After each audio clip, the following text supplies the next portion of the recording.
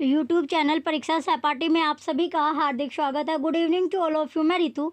चलिए हम अपनी जो तैयारी कर रहे हैं सीटेट की हम तैयारी करें, जिसमें हम मैथ के जो क्लासेस है, मैथ के जो क्वेश्चन है, एक एक क्वेश्चन हम यहाँ पर कर रहे हैं। स्पेशल क्लासेस आपकी होती है। पहला क्वेश्चन यहाँ पर अब आपका आता है, वह न्यूनतम संख्या आपको बतानी है जिसे 4, 6, 8, 12 और 16 से भाग देने पर सदैव शेषफल यानी जो रिमाइंडर बचे वो 2 आपका बचना चाहिए। वो संख्या कौन सी होगी? तो वो संख्या इसमें पूछी गई है। अगर हम 4, 6, 8, 12 और 16 का क्या लेते हैं? एलसीएम। अगर हम इसका एलसीएम लेंगे तो एलसीएम हमारा आता है 48। कितना एलसीएम आया? 48 आता है। अब है कि जो संख्या 4, 6, 8, 12 और का जिसमें जो अभिष्ट संख्या अगर हमें निकालने हैं तो इसमें जो एलसीएम है तो एलसीएम वाली जो संख्या हमने ली है 4, 6, 8, 12 और 16 का जो लैशा आया है, जो एलसीएम आपका आया है, प्लस इसमें जो रिमाइंडर आपका आता है 2, तो इसमें ये टोटल जो संख्या थी कितना आया था? 48 हमारा आया था एलसीएम लेने के बाद। तो एलसीएम 48 प्लस 2 इसको जोड़ते हैं तो कितना बन जाता है? 50 आपका आ जाएगा। तो वो संख्या कौन सी होगी? 50 आपकी होगी। तो संख्या यानी ऑप्शन सी इसमें राइट हो जाएगा। 50 इसका राइट आंसर है। नेक्स्ट आता है क्वेश्चन नंबर 2 कि 1 और 100 के बीच में कितने अभाज्य युग्म है। ये इंपॉर्टेंट क्वेश्चन आपका है। ये क्वेश्चन इस तरह का क्वेश्चन आपको फंसने वाला है। तो पहला है कि अभाज्य युग्म यानी जो ट्विन प्राइम्स आपका होता है, तो ट्विन प्राइम आपको बताना है। तो सबसे पहले यहाँ पर 1 से और 100 के बीच का हम निकाल लेते हैं। सबसे पहले आएगा 1 के बाद 3 और 5 का आपका एक ग्रुप हो जाएगा। 3, 5 के बाद आता है 5 और 7 का। 3, 5 हो गया। फिर आएगा 5 और 7। 5 और 7 के बाद आता है 11 और 13। ये कौन सा? 11 और 13 आएगा। इसके बाद है 13 के बाद 17 और 19। 17 और 19 आएगा। फिर आता है 17 और 19 के बाद 29 और 31। 17 और 19 के बाद कौन सा? 29 और 31 का ग्रुप आएगा। इसके बाद है 41 और 43 का। 41 और 43 का ग्रुप आएगा।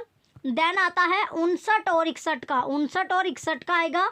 उसके बाद है 71 और 73 का। उसके बाद कौन सा? 71 और 73 का। तो टोटल कितने बनते हैं? 1, 2, 3, 4, 5, 6, 7, 8। 8 आपका आता है। कितना है? 8। तो कितने यानी अभाज्य युग्म जो संख्या होता है उसके मध्य सदैव क्या होता है? 2 अंक का अंतर होना था। कितने अंक का आएगा? 2। देखिए 41 में और 43 आपका होगा। इसी तरह 3 और 5 में 2 अंक का अंतर है। तो सभी में आप देख रहे हो 2 अंक का आपको अंतर यहाँ पर दिखाई देगा।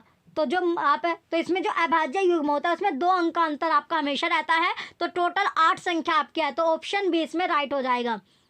नेक्स्ट आता है क्वेश्चन नंबर 3 है कि संख्या है 45, 360 में अंकों 5 और 6 को परस्पर बदल दिया जाता है। नई प्राप्त संख्या तथा प्रारंभिक संख्या का अंतर पूछा है कि जो प्रारंभिक संख्या है, स्टार्टिंग जो संख्या उसका जो अंतर है वो क्या आएगा। तो सबसे पहले आपकी जो संख्या है 45, 360 आपको दिया गया है और 5 और 6 को अगर हमने परस्पर बदलने पर इसमें पूछा गया है। तो जैसे पहली जो संख्या हमें क्या दी गई है? 45 और 360 दी गई है। अगर हम 5 और 6 का जो स्थान है वो बदल दे तो कौन सी ये संख्या आपकी क्या बनेगी? यानी 5 की जगह पर 6 रख दो, 6 की जगह 5 रख दे तो यहाँ पर आएगा 4, 6, 3 और यहाँ पर 5, 0। ये कितना बन गया? 46,350 आपका आ गया। अब इसमें अंतर है तो इन दोनों में अंतर करेंगे तो इसे घटा देंगे, यानी 46,350 में से माइनस कर देंगे जो पहली संख्या आपको दी गई है, जो 45,360 आपकी है। तो इसको माइनस करने में क्या आता है? 0। 15 में से 6 गए, आपका 9 बचेगा।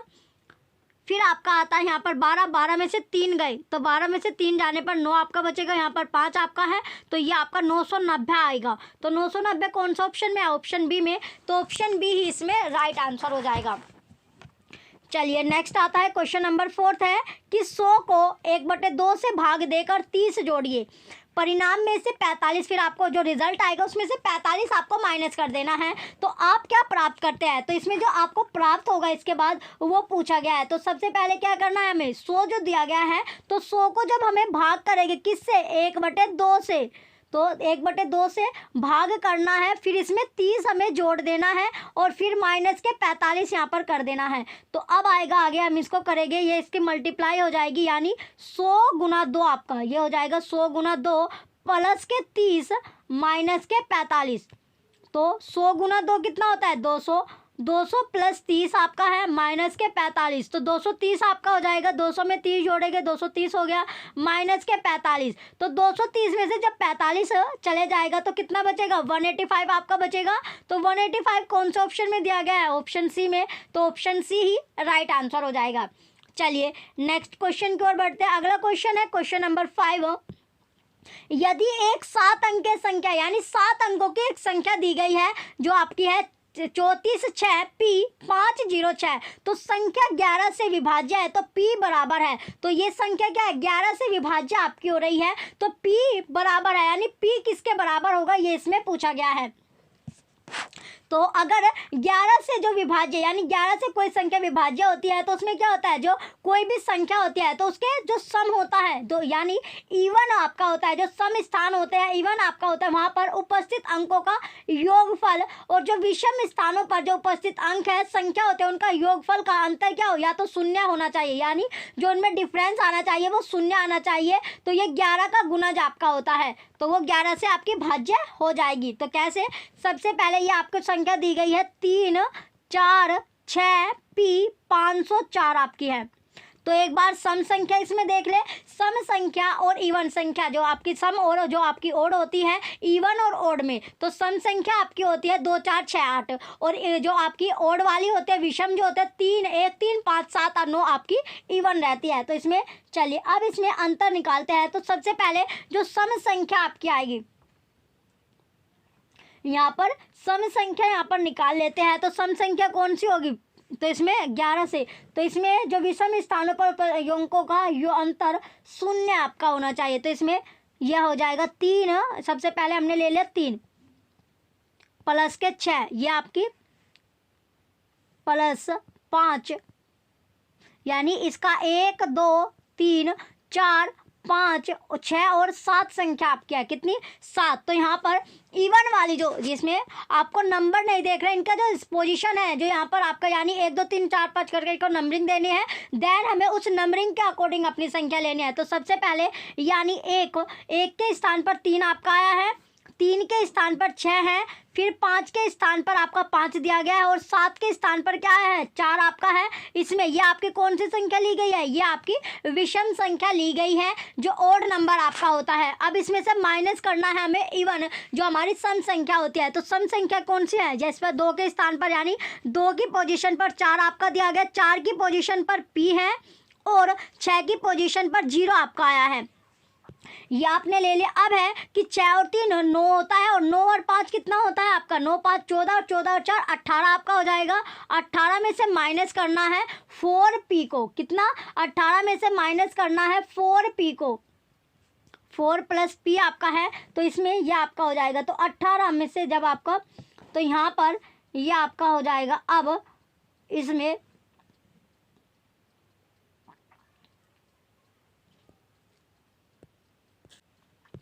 तो अगर हमने 18 में से 4 घटाया तो कितना आया 14, 14 आपका आ गया, तो ये हो जाएगा ये आपका था तो 18 माइनस पी, तो ये 14 आपका आएगा। यानी पी के स्थान पर अगर हमने 3 रख दिया, पी के स्थान पर अगर 3 रखते हैं तो ये हो जाएगा 18 माइनस, फिर आएगा आपका 3, अगर हमने माइनस यहाँ पर करते हैं तो पी की वैल्यू अब हमने यहाँ पर 3 ले ली, तो 18 माइनस 4 प्लस 3 आपका हो जाएगा। तो ये कितना हो गया, 18 में से जब 7 घटाएंगे तो 11 आपका आ जाएगा। तो 11 से विभाज्य के लिए 11 आपका होना जरूरी है, तो यहाँ पर 11 आपने ले लिया, तो 11 ये आपका तो 11 आएगा कौन सी, यानी 11 से विभाज्य। तो p के बराबर जो वैल्यू है, p की वैल्यू हमने कितनी ली है 3 ली है, तभी आपका 11 से भाग आपका होगा। तो 3 कौन से ऑप्शन में, ऑप्शन सी में, तो ऑप्शन सी इसमें राइट हो जाएगा। नेक्स्ट आता है क्वेश्चन नंबर 6 है कि निम्नलिखित में से कौन सा रोमन संख्याओं में सही रूप से नहीं लिखा गया है। तो देखिए सही रूप से जो नहीं लिखा गया है, सबसे पहले ये आपका XXV आपका होता है, तो इसमें कौन कौन सा आपका होता है यूज़ आपका यहाँ पर किया गया है। तो देखिए यहाँ पर आपका जो ये फर्स्ट ये आपका होता है 1, ये आपका 1 होता है, इसके बाद इसको 5 बोला जाता है, x को बोला जाता है 10, x आपका 10 हो गया, और l को 50 बोला जाता है, c को 100 बोला जाता है, और जो d आता है d को 500 बोलते हैं और m को 1000 आपका होता है। m की जगह क्या यानी 1000, ये रोमन आपका होता है, रोमन नंबर्स में आपका आता है। तो इसमें XX भी ये आपका बिल्कुल सही है 25। फिर है x 1 2 यानी ये हो जाएगा 32 आपका, ये 32 लिखा गया है। इसके बाद है VXX, ये आपका गलत है। अगर XXV आपका होता या फिर यहाँ पर I लगा होता ये बिल्कुल सही होता, लेकिन अब ये आपका गलत है। अगला है LXIV, ये भी आपका सही लिखा गया है। तो V X से पहले नहीं लिखा जाता, यानी जो V आता है वो X से पहले आपका नहीं लिखा जाता, यही आपका राइट होगा। तो ऑप्शन सी इसमें करेक्ट हो जाएगा। नेक्स्ट आता है क्वेश्चन नंबर 7 है कि किसी विद्यार्थी के पास एक ही प्रकार के 5 रुपये के 10 सिक्के हैं, वह इन्हें एक के ऊपर एक करते हुए रखता है, ऐसा करने से क्या आकार प्राप्त होता है। तो इस तरह उसको जो शेप होगी वो कौन सी प्राप्त होती है। या आपने भी क्या होगा, जब यानी आपके पास जब सिक्के होते हैं, यानी एक ही प्रकार के 5 रुपये के 10 सिक्के आपके पास है, तो वे आप एक के ऊपर एक करके चले जाते हैं, यानी इसकी के ऊपर आप लगाते चले जाते हो सारे, यानी 10 के 10 सिक्के आप एक के ऊपर एक करके लगाते हो। तो इसमें कौन सा आकार आता है, वृत्त आपका आएगा, रोंग। ऑप्शन बी घन है, ये भी रोंग। ऑप्शन सी शंकु, ये भी रोंग। तो कैसा आएगा, सिलेंडर यानी बेलन के आकार में वो आपका आ जाएगा। तो वो कौन सा आकार लेता है, बेलन का आकार ले लेता है। ऑप्शन डी राइट हो जाएगा।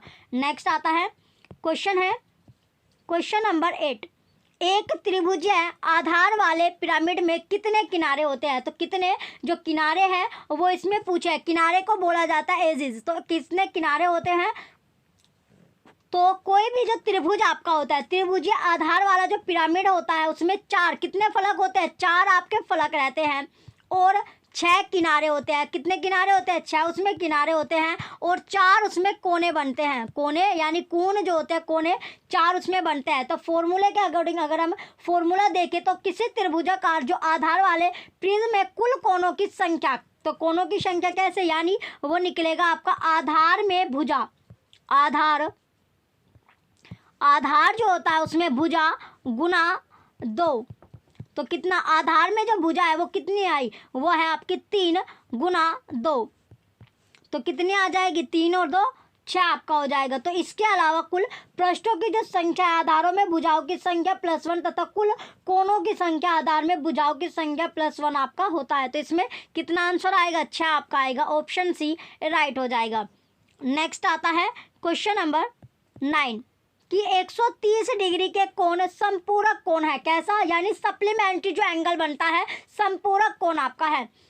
तो जो 130 डिग्री का जो संपूरक कोण आपका है, तो इसमें पूछा गया है कि संपूरक कोण में से ये आपका जो 180 डिग्री, यानी 180 डिग्री में से 130 को जब हम माइनस करेंगे तो कितना आ जाएगा, 50 डिग्री आपका आएगा। कितना आएगा, 50 डिग्री, क्योंकि जो सप्लीमेंट्री जो एंगल होता है, संपूरक जो कोण होता है, वो 2 कोणों का योगफल कितना होता है, 180 डिग्री होता है। तो इसे संपूरक कोण कहते हैं। या फिर जो कोटिपूरक या पूरक कोण होता है उसके 2 कोणों का योगफल हमेशा कितना रहता है, 90 डिग्री आपका रहता है। तो उसे कोटिपूरक या पूरक कोण आपका बोला जाता है। तो इसमें आपका आ जाएगा राइट आंसर, इसमें 180 डिग्री आपका आएगा। ऑप्शन नंबर क्वेश्चन जो था हमारा 9, क्वेश्चन नंबर 9 था 130 डिग्री का संपूरक कोण क्या होगा। तो संपूरक जो कोण है वो कितना, तो इसमें से हमने कितना माइनस करा, 50, ये आपका 50 डिग्री आपका है। तो ऑप्शन ए इसमें राइट होगा, ये भी आपका 130 डिग्री है। नेक्स्ट आता है क्वेश्चन नंबर 10 है कि चीनी की एक बोरी का भार 117 किलोग्राम 825 ग्राम है। यदि इस बोरी का भार 4 किलो 175 ग्राम है तो चीनी का भार होगा। तो चीनी का भार पूछा गया है कि क्या होगा। तो यहाँ पर चीनी के एक बोरी का भार आपको दिया गया, ये जो चीनी है यानी बोरी है उसका भार भी आपको दिया गया है।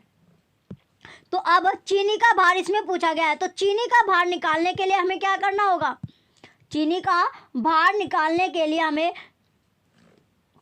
तो इसमें जो हमें चीनी की एक बोरी के भार में से बोरी के वजन को कम कर देना है। तो इसमें सबसे पहले क्या होगा, यानी 117 किलोग्राम 825 ग्राम में से माइनस करना है 4 किलो 175 ग्राम। माइनस जब हम इसमें कर देंगे तो कितना आएगा, ये आपका ग्राम आपका हो गया, यानी 5 में से 5 गए 0, 12 में से 7 जाएंगे, 12 में से 7 5 आपका आएगा, यहाँ पर बचा 7, तो 7 में से 1 गया 6 आपका बचे जाएगा।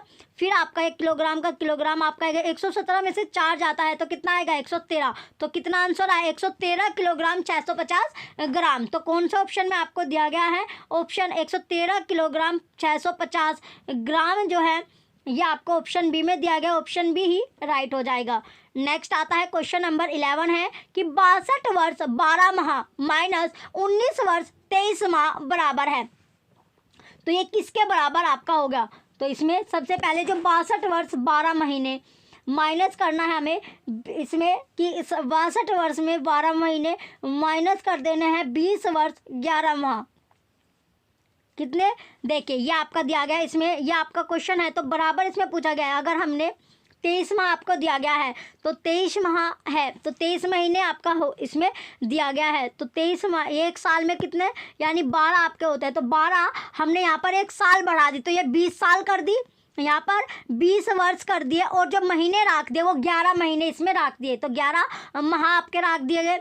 तो अब हमें माइनस क्या करना है, 62 वर्ष में से 62 वर्ष 12 माह में से 12 माह में से माइनस कितने करना है 20 वर्ष और 11 महीने को माइनस करना है। तो जब माइनस करेंगे तो इसमें ये आपका हो जाएगा कितना, यानी 1 माह आपका आ जाएगा, और 62 में से 20 जाएगा तो 42 वर्ष आपका आएगा, कितना आएगा 42 वर्ष, तो ये बराबर कितने हैं यानी 42 वर्ष 1 माह के, ऑप्शन बी राइट हो जाएगा।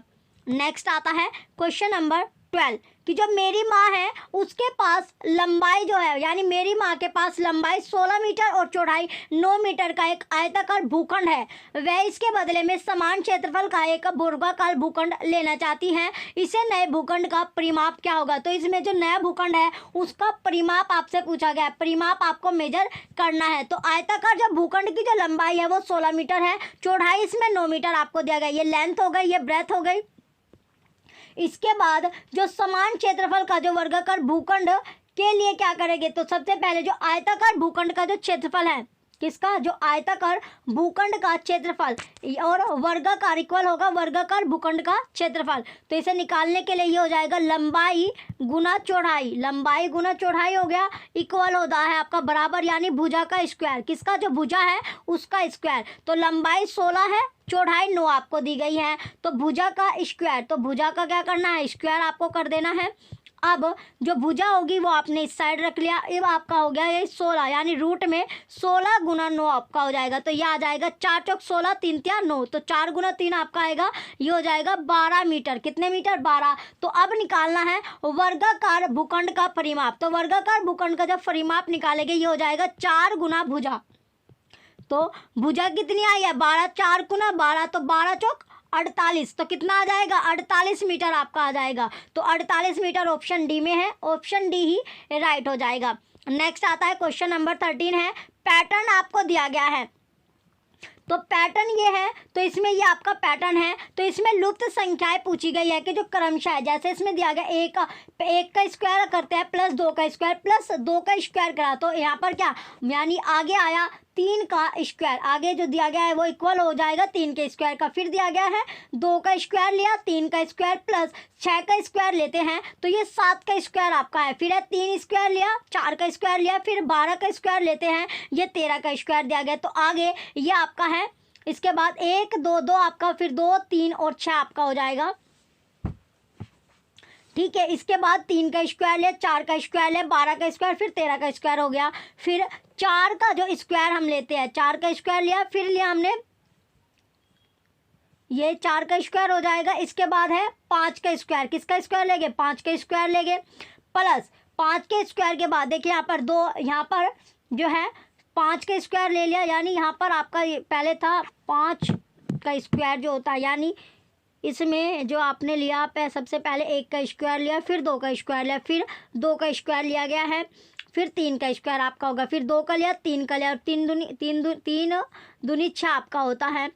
अब इसी तरह ये आपका था, यानी यहाँ पर क्या किया गया है, यहाँ पर आप देखिए यहाँ पर जो था 1 का स्क्वायर लिया प्लस 2 का स्क्वायर लिया, यानी इससे अगली का फिर 2 का स्क्वायर लेने के बाद जो अगली संख्या यहाँ पर ली कि 2 एकम 2, इसकी मल्टीप्लाई करके लिया है, यानी इन दोनों की मल्टीप्लाई की 2 एकम 2, तो 2 का स्क्वायर हो गया। फिर इससे अगली संख्या यहाँ पर लिख दी। इसके बाद यहाँ पर क्या 2 स्क्वायर लिया, इससे अगली संख्या क्या है 3 का स्क्वायर। तो 3 और 2 की जब हम मल्टीप्लाई कर देंगे तो क्या आता है 6, तो 6 का स्क्वायर लिया। फिर यहाँ पर था 3 का स्क्वायर प्लस 4 का स्क्वायर, तो 3 और 4 को जब मल्टीप्लाई करते हैं 4 × 12, तो इसी तरह 4 का स्क्वायर लिया, 5 का स्क्वायर लिया। फिर 4 और 5 की जब मल्टीप्लाई करेंगे तो कितना आएगा 20, तो 20 का स्क्वायर हमें लेना है। और 20 से अगली संख्या क्या होता है 21 का स्क्वायर। तो कौन से ऑप्शन में आपको दिया गया है कि 5 का स्क्वायर है, उसके बाद 20 का स्क्वायर, देन आपका 21 का स्क्वायर, तो ये ऑप्शन डी में है। तो ऑप्शन डी इसका राइट आंसर हो जाएगा।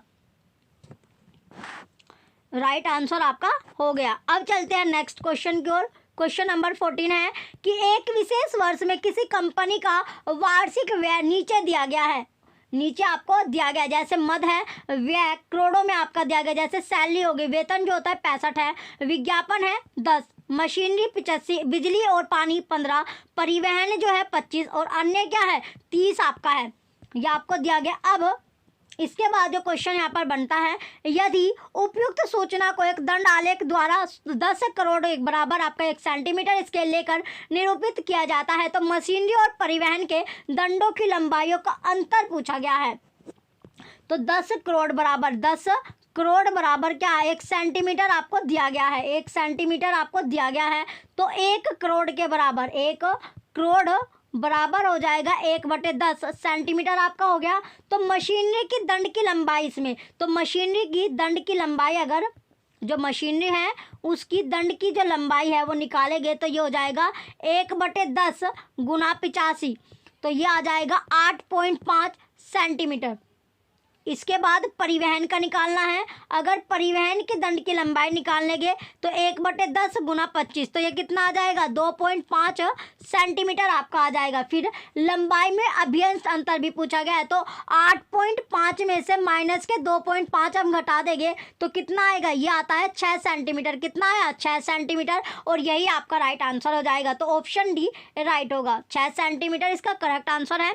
नेक्स्ट आता है क्वेश्चन नंबर 15 है कि प्रथम 10 प्राकृत संख्याओं का माध्य पूछा गया है कि जो माध्य है वो क्या होगा। तो अगर हमें n संख्या का माध्य अगर निकालना है, n संख्याओं का अगर हमें माध्य निकालना है, उसका फॉर्मूला क्या होता है, माध्य अगर हम निकालते हैं, मीन अगर निकालना है तो ये होता है n+1/2, ये इसका फॉर्मूला होता है। तो हमें दी गई है 10 संख्या का, तो अगर हम 10 संख्याओं का माध्य निकालेंगे तो 10 + 1/2, तो कितना हो जाएगा 11/2 आपका हो गया। तो ये आएगा 5.5, कितना 5.5, तो ऑप्शन बी करेक्ट हो जाएगा। नेक्स्ट आता है क्वेश्चन नंबर 16 है कि गणित जो है, गणित की प्रकृति के संबंध में निम्नलिखित में से सर्वाधिक उपयुक्त कथन कौन सा है। तो उपयुक्त जो कथन है वो पूछा गया है कि कौन सा होगा। ऑप्शन ए है गणित में केवल परिकलन निहित है, रॉन्ग। ऑप्शन बी गणित आगमन निगमन एवं सामान्यकरण करने की आदत का विकास करता है, बिल्कुल सही। तो ऑप्शन बी इसमें राइट होगा। नेक्स्ट आता है 17 क्वेश्चन, एक दी गई समयावधि में एकत्रित किए गए बच्चों के कार्य के नमूने और वर्कशीट का सुव्यवस्थित संग्रहण कहलाता है। तो क्या कहलाएगा, option A rubrics, wrong. Option B portfolio, तो जो रिकॉर्ड रहता है वो किसमें, पोर्टफोलियो में रहता है, डायरी जो होती है। ऑप्शन बी इसका राइट हो जाएगा। नेक्स्ट आता है 18 क्वेश्चन कि राष्ट्रीय पाठ्यचर्या रूपरेखा 2005 के अनुसार स्कूली गणित का मूल उद्देश्य है। तो स्कूली जो गणित होता है उसका जो मूल उद्देश्य होता है वो क्या होता है। ऑप्शन ए संख्या पद्धति का शिक्षण, रॉन्ग। ऑप्शन बी मात्राओं के मापन का शिक्षण, रॉन्ग। ऑप्शन सी समस्या समाधान के लिए गणितीय विवेचन तर्कना का विकास, बिल्कुल सही। तो ऑप्शन सी करेक्ट हो जाएगा। नेक्स्ट आता है क्वेश्चन नंबर 19 है कि गणित अधिगम और परीक्षा उपलब्धि में लड़कों और लड़कियों में अक्सर अंतर देखा गया है। बड़े पैमाने पर किए गए आंकड़ों के अध्ययन के आधार पर अक्सर लड़कों की गणित में उपलब्धि बेहतर होती है। इस अवलोकन का सबसे उपयुक्त स्पष्टीकरण निम्नलिखित में से क्या हो सकता है। तो क्या होगा, इसमें ऑप्शन है कि लड़कियों में गणित की अपेक्षा साहित्यिक और अन्य भावात्मक संज्ञान की जन्मजात क्षमता ज़्यादा होती है, रॉन्ग। ऑप्शन बी लड़कों में तर्क और गणितीय चिंतन की जन्मजात क्षमता होती है, रॉन्ग। ऑप्शन सी सामाजिक प्रभाव और शिक्षकों शिक्षिकाओं की धारणा के कारण गणित को एक पुरुषों का विषय माना जाता है, बिल्कुल सही आपका है। ऑप्शन सी राइट हो जाएगा। नेक्स्ट है 20 क्वेश्चन, राष्ट्रीय शिक्षा नीति 2020 अनुशंसा करती है कि गणित एवं परिकलन चिंतन पर विद्यालय में अधिक बल दिया जाएगा से प्रारंभ करके, तो किससे प्रारंभ करके, यानी डैश से प्रारंभ करके, तो किससे प्रारंभ करके, बुनियादी जो स्तर होता है, तो ऑप्शन ए करेक्ट हो जाएगा। नेक्स्ट आता है 21, कक्षा में दशमलव के परिचय हेतु अध्यापक एवं अधिगमकर्ताओं के लिए निम्नलिखित में से कौन सी शिक्षण अधिगम सामग्री सबसे आसानी से उपलब्ध होती है, तो कौन सी उपलब्ध होती है, सेंटीमीटर और मिलीमीटर अंकित पैमाना रूलर, ऑप्शन बी करेक्ट है।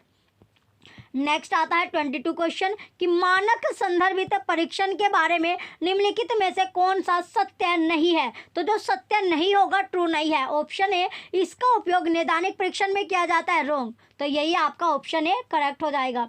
नेक्स्ट आता है 23 क्वेश्चन है कि प्राथमिक स्तर के शिक्षार्थियों में गणितीय कौशलों के विकास के लिए निम्नलिखित में से क्या सबसे कम सार्थक है, तो सबसे कम सार्थक क्या है, औपचारिक कलन विधियों को याद करने की क्षमता, ऑप्शन डी करेक्ट हो जाएगा, बाकी के तीनों आपके गलत है।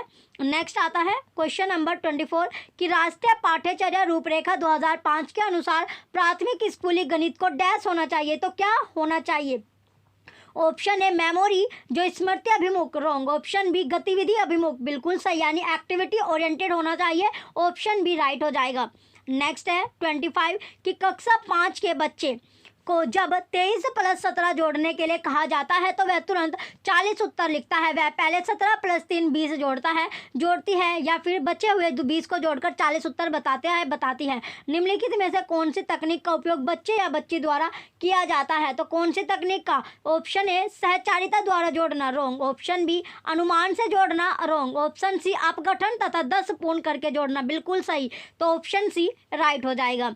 नेक्स्ट आता है क्वेश्चन नंबर 46 कि प्रतिभा अपनी गणित कक्षा में कई व्यक्तिगत एवं सामूहिक गतिविधियों की योजना बनाती है और कार्यान्वित करती है, वह अपने अधिगमकर्ता को विविध गणितीय क्रीड़ाओं में भी सम्मिलित करती है। निम्नलिखित में से कौन सा प्रतिभा की कक्षा के वातावरण को अति उपयुक्त रूप से निरूपित करता है, तो कौन निरूपित करेगा, ऑप्शन ए उसकी कक्षा में अव्यवस्था है एवं अधिगमकर्ता असमंजस में है, रॉन्ग, ऑप्शन बी वह गणितीय अवधारणाओं के विकास पर ध्यान केंद्रित करने में असमर्थ है, रॉन्ग, ऑप्शन सी उसकी कक्षा में अभिष्ट परिणामों की ओर ले जाने वाली परिचर्चा अपर्याप्त है, रॉन्ग, ऑप्शन डी वह गणितीय अवधारणाओं के विकास में अधिगमकर्ताओं की सहभागिता सुनिश्चित करती है, ऑप्शन डी करेक्ट हो जाएगा। नेक्स्ट आता है 27 क्वेश्चन, गतिक ज्यामितीय प्रक्रिया सामग्री सॉफ्टवेयर लाभदायक है, तो कैसे लाभदायक होगा, ए आकृतियों के गुणों के अन्वेषण करने एवं अधिगम के लिए, बिल्कुल सही है, बी आकृतियों के रूपांतरण के लिए, ये भी सही होगा, सी दी गई वस्तु की लंबाई मापने के लिए, रॉन्ग, तो सही विकल्प आपको चुनना है, इसमें ए और बी सही हो जाएगा, ऑप्शन डी करेक्ट है। नेक्स्ट आता है 28 क्वेश्चन है कि प्राथमिक कक्षाओं में गणितमाला का सर्वाधिक उपयुक्त उपयोग निम्नलिखित में से कौन सा है, ऑप्शन ए गणितमाला में विभिन्न रंगों के मोतियों को पहचानने के लिए, रॉन्ग, ऑप्शन बी अभाज्य संख्याओं का पता लगाने के लिए, रॉन्ग, ऑप्शन सी संख्याओं को शब्दों में लिखने के लिए, रॉन्ग, ऑप्शन डी संप्लाव गिनती स्किप गिनती सीखने के लिए, बिल्कुल सही, तो ऑप्शन डी करेक्ट हो जाएगा। नेक्स्ट आता है क्वेश्चन नंबर 29 कि एक बच्चा जो आकृतियों के अपने और विभिन्न आकृतियों के बीच दोनों गुणों के अंतर संबंधों को स्थापित कर सकता है, वह वैन हेले के ज्यामितीय चिंतन के सिद्धांत के किस स्तर पर है, तो कौन से लेवल पर होगा, ये पूछा गया है, ऑप्शन ए दृश्यकरण स्तर 0, रॉन्ग, ऑप्शन बी अनौपचारिक निगमन स्तर 2, बिल्कुल सही आपका है, ऑप्शन बी राइट हो जाएगा, इनफॉर्मल डिडक्शन लेवल 2 आपका होता है। इसमें जो बच्चा होता है वो आकृतियों के बीच संबंध बनाना शुरू कर देता है, ऑप्शन बी इसका राइट होगा। नेक्स्ट आता है क्वेश्चन नंबर 30, लास्ट क्वेश्चन है, इसमें दिया गया कि बच्चों को 348 को 17 से भाग करने के लिए कहा गया, तब अधिकांश बच्चों ने निम्नलिखित विधि से प्रश्न जो है वो हल किया, कैसे कि 17 का भाग कर दे 348, तो 17 दूनी 34, तो इसमें 2 यानी 8 आपका बचा, तो यहाँ पर क्या यानी 8 जो है तो क्विटेंट यानी भागफल 2 दिया, शेषफल 8 आपका बचा, शेषफल क्या 8 इसमें बचता है। तो बच्चे के द्वारा की गई इस प्रकार की त्रुटि को आप कैसे संबोधित करोगे? तो किस प्रकार आप इसको संबोधित कर पाओगे? ऑप्शन ए, उन्हें अभ्यास के लिए इसी प्रकार के और उदाहरण दे, रॉन्ग। ऑप्शन बी, उन्हें कलन विधि एक बार पुनः समझाए, रॉन्ग। ऑप्शन सी, अनौपचारिक विधियों द्वारा उत्तर का अनुमान लगाने के लिए बच्चे की सहायता करें, बिल्कुल सही। तो ऑप्शन सी करेक्ट हो जाएगा। चलिए, ये लास्ट क्वेश्चन आपका था। जो बच्चे चैनल पर नए हैं वो चैनल सब्सक्राइब करके रखें, वीडियो लाइक कीजिए, कमेंट कीजिए, शेयर कीजिए। Thank you.